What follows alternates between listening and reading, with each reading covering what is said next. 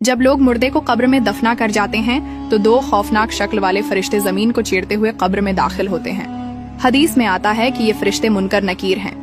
इन दोनों फरिश्तों के लंबे लंबे दांत, खौफनाक सियाह और नीली आंखें और लंबे सियाह बाल होते हैं। ये दोनों फरिश्ते इंसान के सामने उसके एमाल के मुताबिक जाहिर होते हैं। अगर मरने वाला शख्स नेक था तो ये दोनों फरिश्ते खूबसूरत और नूरानी शक्ल में जाहिर होते हैं, और अगर मरने वाला शख्स गुनाहगार है तो ये दोनों फरिश्ते इंतहाई खौफनाक शक्ल में जाहिर होते हैं, जिनका कोई तसव्वुर भी नहीं कर सकता।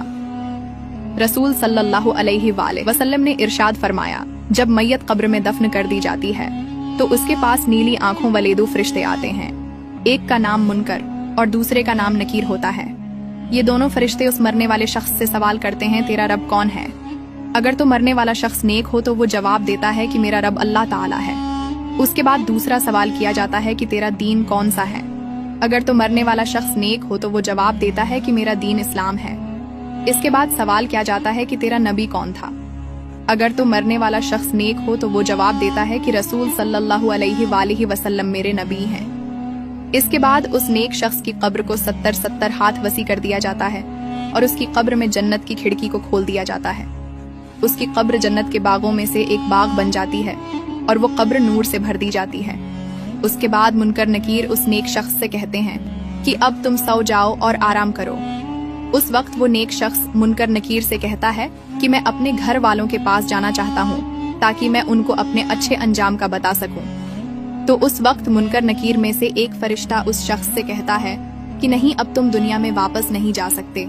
आप तुम ऐसे शख्स की तरह सो जाओ कि जिसे कोई नहीं जगा सकता सिवाय अल्लाह के। दोस्तों, अगर मरने वाला शख्स काफिर, मुशरिक या गुनाहगार हो तो मुनकर नकीर फरिश्ते उसके सामने उसके एमाल के मुताबिक जाहिर होते हैं, यानी खौफनाक शक्ल में आते हैं और उससे भी यही 3 सवाल करते हैं कि तेरा रब कौन है, तेरा दीन कौन सा है और तेरा नबी कौन है।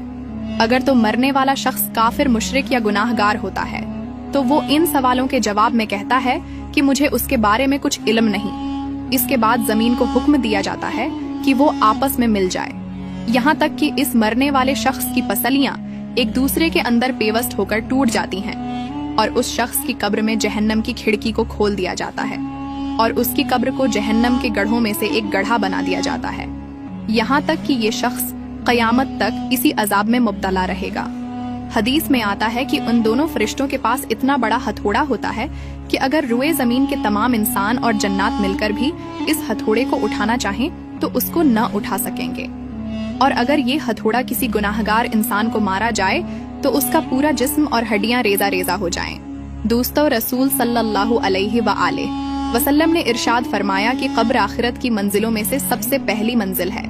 अगर किसी शख्स ने उससे नजात हासिल की तो आगे का मामला आसान है, और अगर कोई शख्स कब्र से नजात हासिल न कर सका तो आगे का मामला उससे कहीं ज्यादा दुश्वार है।